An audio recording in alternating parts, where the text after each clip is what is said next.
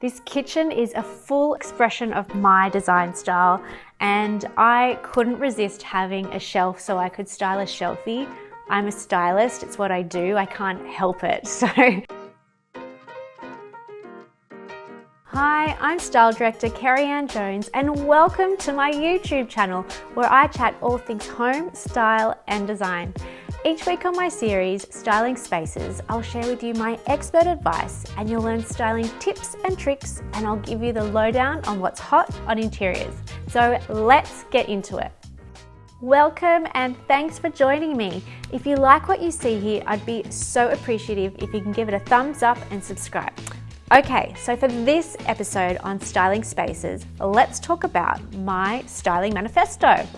So over the years that I've been working as an interior stylist and editor, I've developed my style manifesto, which I draw on when I create an interior space. In essence, a style manifesto is a philosophy that I believe in when it comes to creating and curating beautiful and relaxing spaces. My mission is to guide you on creating a space and a home that reflects you, how you live, and what you love. Your home should tell a story about what's important to you, and each week I'm going to share with you my styling concepts and tips and tricks to elevate your home. So this week's topic is express yourself and be confident with your style. Let your home tell your story, where you've traveled to, the memories that you have created, all the things that you love, like your favorite flowers, colors, art, or your favorite books on the shelf. Don't be afraid to have these on display. It's not about having a perfectly styled home or having what's on trend. It's about expressing yourself through your home and using your home as your creative outlet. Like an artist paints on a canvas, your home is your canvas. Be confident in your style, own it. Do things differently, push your creative boundaries. Do not worry about what other people think. It's only important what you and your family or whoever is living with you in your home thinks and feels. Don't be afraid to make a design or a style mistake. It's how we grow, and just own it and love it. And believe me, I have made a few. I had a fluoro phase. Don't judge me. It took me years to figure out my interior style and to feel confident in decorating my home in this direction. But now I feel fully confident in owning my style, and I don't care that it doesn't fit into one design style, but it actually fits into several.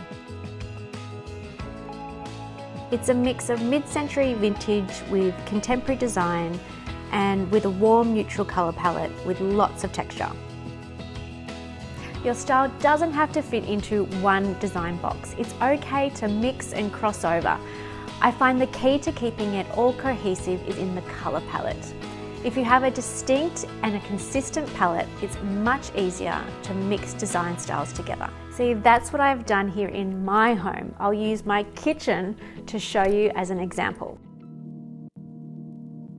I've used this walnut timber veneer in my kitchen. It was used a lot in the mid-century era and I just love it. So I had to incorporate it with my finishes.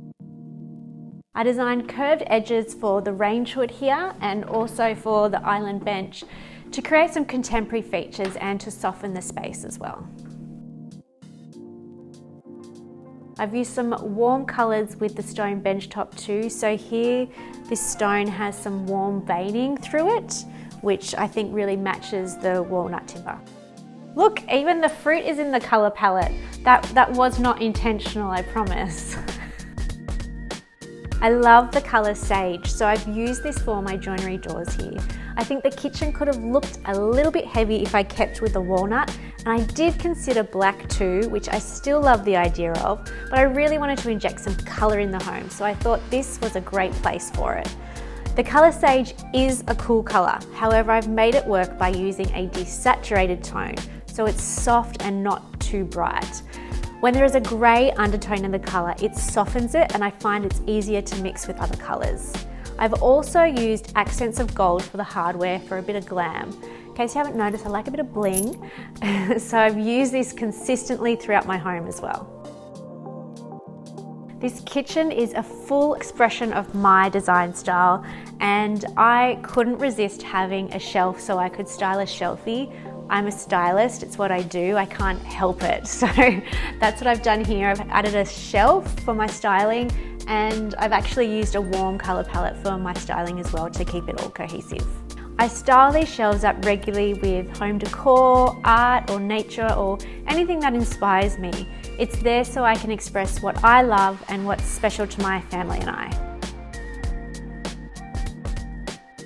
If you're not sure what your style is, let alone be confident with it, I suggest by starting with saving some images across Pinterest or Instagram. You could tear out pictures from magazines and even research projects by interior designers. I also get really inspired by restaurants and hotels. I think the designers of these spaces are always pushing the boundaries, and sometimes I just eat at a restaurant so I can soak up all the interior inspo around me. Save lots of inspiration and you'll begin to notice what you're drawn to.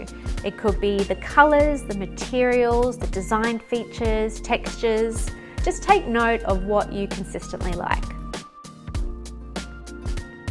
Style is a visual expression of your personality, so make sure it shines through with what you display in your home.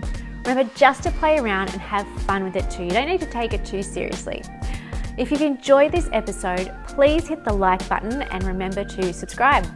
You can sign up for my free interior styling guide. The link is in the show notes below, and you can also follow me on Instagram too.